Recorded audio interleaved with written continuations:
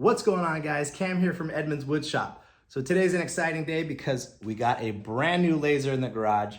This is called the XT model from OneLaser.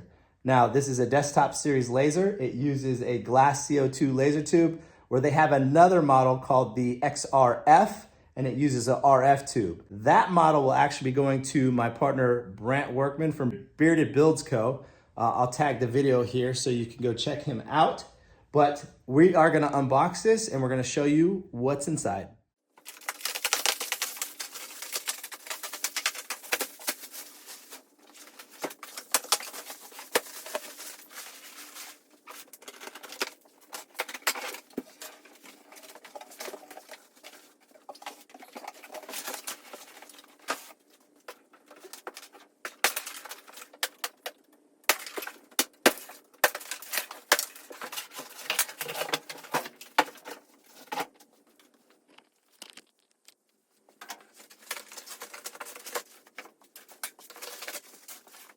So this is the riser base box, and it does have some general assembly requirements. Now, they do have a kind of like a picture diagram of how to put it together, and it looks like it's only 8 steps. So for the sake of this video, I am just going to put it together real quick. That way I can go ahead and get the laser unboxed and mounted to the base. And just like that, the base is all put together. Now, I did do a separate video that goes over general assembly, and I talk about some of the highlights as well. If you want to watch that, I'll put it here at the top of the screen. But just as a high-level overview, it does have a front and rear access panel that you can just press on right here because it's magnetic, and then just pull it down. And then what this does is it shows the tray with a shelving system where you can adjust to multiple heights. And I show the pass-through right there. And what this allows you to do is it allows you to work with different thicknesses of material, or maybe different types of rotary that have different heights and different type of tumblers that you use. So it really works well with the machine. So I went ahead and pulled out the tray here, and I just wanted to show you, it is made out of metal and it is magnetic. Another thing I wanted to show you is the actual pass-through right here. So when you're looking through here, you're gonna notice this little white bar right here. So that's a support beam that connects the left and right side, and that's actually bolted in. So I measured the height here to the nozzle. It's about 9 inches. So you can use whatever thickness material you have, about 9 inches to put through there. But then the actual usable pass-through space where you go from the front to rear side is only gonna be about 4 to 4.5 inches due to this wall back here. So just keep that in mind if you're considering purchasing the base to go with this laser. So when you first open up your laser, this is what you're gonna see. You're gonna see the packaging, some of the accessories that come with it, and then all you're gonna do is just kind of pull those contents out. So this is gonna be your accessory bag. I'll show you the contents here in a second. You're gonna have your power cord. They have a funnel included. Now, I have the XT model, which is the glass CO2 laser tube version, where it needs to have a chiller component. So in the back of the machine, there's actually a chiller that you're gonna fill with either distilled water, or if you're in an environment where freeze is a concern, so mine's out in my garage shop and winter's coming up here in Michigan, freeze is a concern. So you can actually use RV antifreeze to prevent that liquid from freezing and potentially hurting your tube or damaging your tube. So next you're gonna have your ventilation ducting, right? So one thing that I'm actually gonna recommend, so this is a 4-inch ducting, right? You absolutely 100% need to have an additional inline fan. To me, this is a recommendation, but it's an absolute need. And right now, this laser comes with a little 4-inch internal fan. This is probably the only component that you need to install on the machine itself. But this by itself is not going to be strong enough to properly ventilate your machine. You're going to need some sort of inline fan. And what I'm talking about is something like this. So this is an AC Infinity 6-inch fan. It produces 402 CFMs of airflow. It's a little dirty just because I've used it on my other lasers, but it works really well. Now, you'll notice that the ducting, like I said, this is a 4-inch ducting, so it doesn't meet the same diameter of the inline fan. So what that means is you're gonna need to get a 4 to 6 inch adapter that goes onto here and will actually attach to your ducting right here.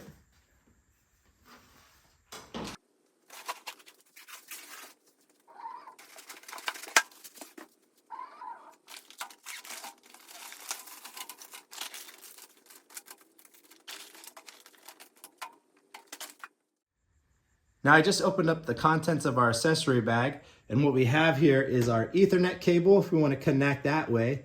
We have our USB cable if we want to connect that way, but we also have a second USB cable, and that's for connecting the camera, which is mounted on the deck lid, to our laptop so we can see that through our software. We'll have some cleaning swabs here with some lens cleaner. We'll have some test pieces.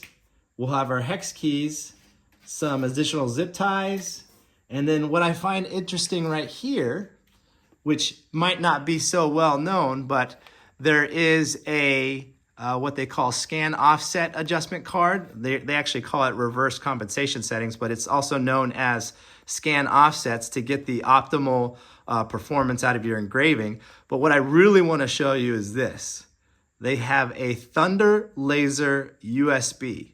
Now, it doesn't have the actual manual on here. It has Thunder content on there for different types of machines. But what I do want to point out is that Thunder is actually the manufacturing partner for the OneLaser, right? So you're getting sort of Thunder quality, but with OneLaser prices. So that's really cool to see. Now, just keep in mind that OneLaser is its own business entity. The only relationship they have with Thunder is through the manufacturing. So let's talk honeycomb bed and overall working space of our laser. So we know that the listed working space for our laser is going to be 12 inches by 24 inches. But what's the biggest piece of material that we can actually fit in this area, just in case we work with a common size piece of material? Well, I went ahead and measured, and that's going to be 18 right, by 29.5 inches. Now, one thing I do want to show you on the honeycomb bed is that you can actually pull it out here, and there are a couple pins on the left and right side that actually locate in a couple holes in the front, and that helps seat the honeycomb bed in the same exact location every single time. Now, one question that we've got with the honeycomb bed is it magnetic? And I just happen to have a magnet right here, and I can show you. It is definitely magnetic. And then if we remove the honeycomb bed, it exposes a huge opening right here, measuring 14 and then 27 3/4. So what that means is you can actually fit a rotary in here. Maybe it's a taller rotary, or you're using an object that maybe has a larger diameter. You can fit it right in here, and it should fit no problem. So let's touch on the laser head assembly here. And we could start by actually pulling off this cover. It's simply magnetic, so you can just pull it right off and put it off to the side. But what I really want to show you here, it's kind of hard to see, is this little black piece right here. If you just stick your finger right at the tab and pull, it will slide right out. And it's this little cube piece, and if we zoom in here and look closely, you'll actually see that your lens for your laser nozzle is actually mounted right in here. And looking real close, you can see there's a retainer ring with the notches on top, and it's actually kind of hollow, so the lens is down in there deep. But if we flip this over to the other side, you'll notice that the lens is really close to the bottom, and it has another retaining ring. So what this tells me is there might be an opportunity to put a lens at the top, and it might have a different focal length. So maybe it's 1.5 inches, maybe it's 2, maybe it's 2.5 inches. We'll just have to find out and see. But what's really cool about this mounting piece is it's got these magnetic strips on the back and on the side. And then when you go ahead and put it right back into the assembly here, it just self-locates and it's back in place. Now, why is this important to the user? Well, if you compare this setup to other models or other brands out there, other brands, you have to pull the laser nozzle out, you have to unscrew the retaining ring, and you have to take some time to actually pull the lens out of that laser nozzle to clean your lens. And so if you're a daily laser user, you have to clean that lens every single day. Now for us, look how easy this is. Pull this out. I have access to the top of the lens, access to the bottom of the lens, clean it real fast, put it back in, bam, you're done. So super convenient, makes it a super efficient process for cleaning and maintenance. And it doesn't get much better than that. Now, other features of this laser head assembly, you have the autofocus. It's got a springing feature right here. So what happens is that when you have material underneath the laser nozzle will drop down, it will push, and it will auto set its focus to the top of that material. So really cool feature. This has true autofocus built in. And yeah. So moving on to other components such as the gantry and rail system. So you have the gantry. I have a magnet here. It's not magnetic, so I'm assuming it's just aluminum. But then you look closely here, you have a belt and then some roller bearings, and then those roller bearings sit inside this groove. So in this area, as you start using your laser and it starts creating dust and debris, it's just gonna be important to clean these rails because the dust and debris is gonna wanna get caked on in the inside. But with that being said, right, look at this whole area. So if you notice, it is completely self-contained from all your electronics, where some of the other desktop lasers, they have the electronics completely exposed to dust and debris, making it hard to clean. This is completely enclosed, and it's got a lot of space so you can wipe everything down, making it easy. If we were to move the gantry system forward, you can see that it has the drag chain and it sits in this little channel. So as the laser head moves to the left or to the right, it has no opportunity to hang or get snagged up on anything. So that's pretty nice. You have your ventilation ports right here. And then over here, you'll notice the rotary plug. So it's got a dedicated spot to where when you want to plug in a rotary, you can plug it in there and then you can flip the switch. Rather than on other lasers where you actually have to unplug the Y-axis and plug in your rotary, and then, you know, vice versa when you want to flip it back. And then over here, you'll see this little limit switch here. So the limit switches are actually pressure switches right here. So as the gantry moves up, it's going to trigger the limit switch, and that tells it where its boundaries are for the Y-axis.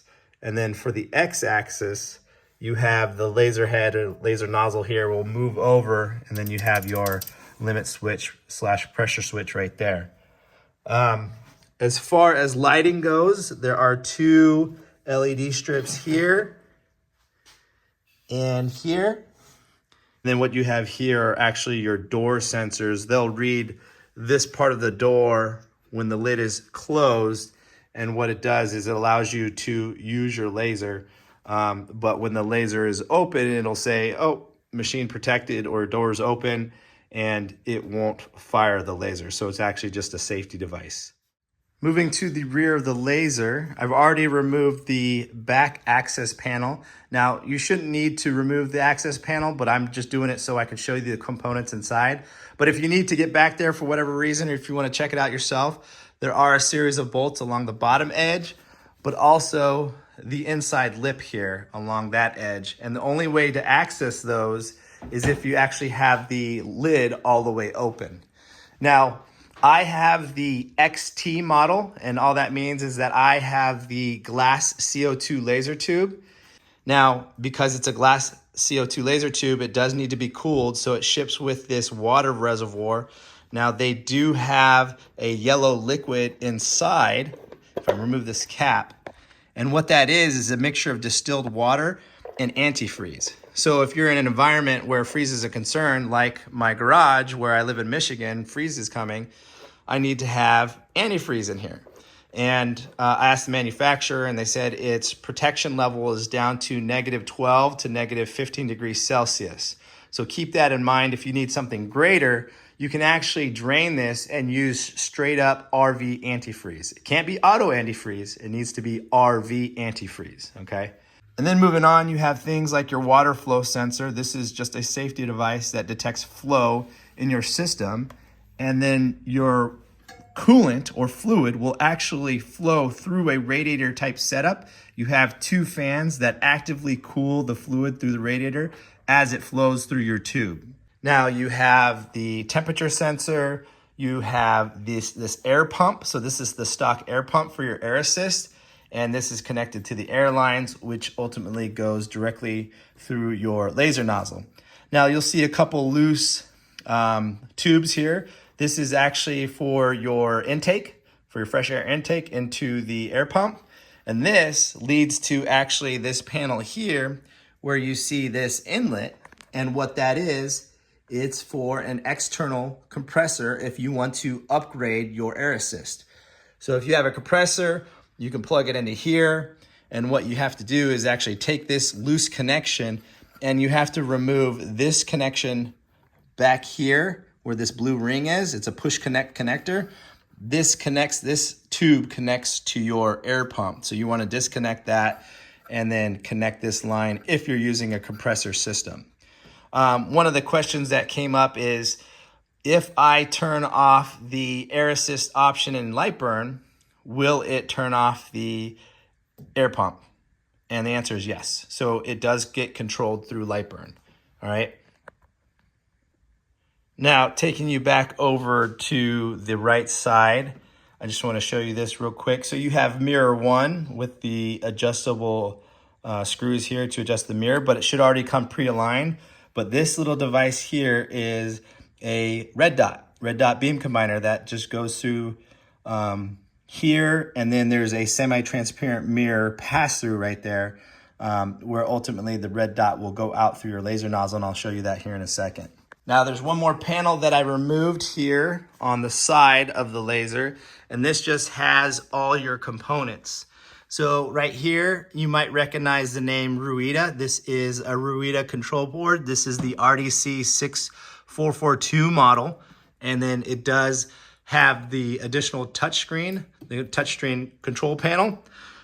This is your driver right here. Now, it is confirmed that it is just stepper motors. It's not hybrid servo motors on the desktop, but that doesn't limit some of the speed capabilities that we're going to try out here. I think it's up to 800 millimeters per second. So just to show you some of that, and the rest of this is just standard electronics, the laser tube power supply, the 24-volt power supply. And yeah. So I forgot to mention this, but this is the stock internal fan that you'll connect at the back of the laser. Basically, you'll just plug it in, you'll undo these 4 screws on this square, and you'll mount the fan just like that. So let's go ahead and power this on. I got the power cord plugged in. There we go. It's not incredibly loud, but it is just a little bit louder. Got the screen over here. Show you the inside here. And if we look closely, you'll see a red dot. And that is coming from mirror 1 through the semi-transparent mirror here, going and bouncing off mirror 2, and then passing through mirror 3, which is right here, going through the laser nozzle, and then ultimately onto your material. So that helps you identify where the pulse is gonna hit. Now, I wanna show you some things here on the controller. So this is gonna be your left and right movement. Your left and right movement. Right? The Z up and down. Z down. Z up. If I bring my material over here, I'm going to show you how the autofocus works. So you have your autofocus button right here. So I'm going to hit autofocus, and this is how easy it is, folks. Autofocus. And it's done. So we're going to do it again. I'm actually going to set the camera down so you can see it from the side. Autofocus in 3, 2, 1. That's it. Your focus is set, and we're ready to go. All right, we're gonna run a test piece, and this is gonna be a paw print ornament that I created a few years ago. We're gonna run it on 3mm Baltic birch plywood, and we're gonna see how this goes.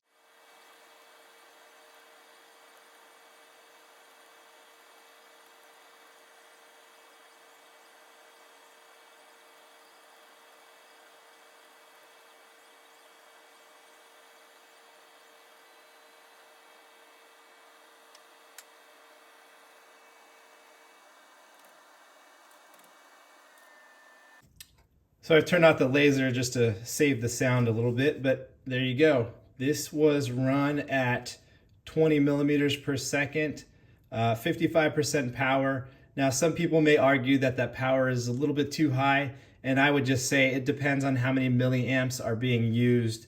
Each tube, each glass CO laser tube has a max milliamp range that's put out by the manufacturer. And so as long as you're under that range, you should be good for the life longevity of your laser tube.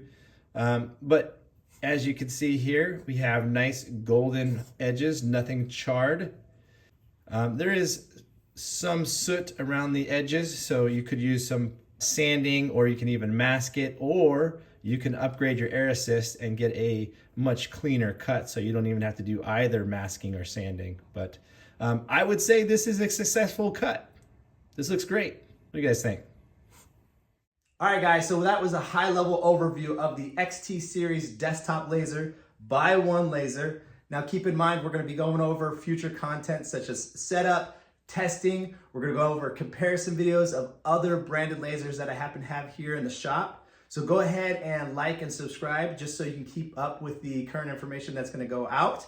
And then if you have any questions, leave them down below. I'll give all the links and whatnot information in the description box. But until then, guys, I'll catch you guys next time.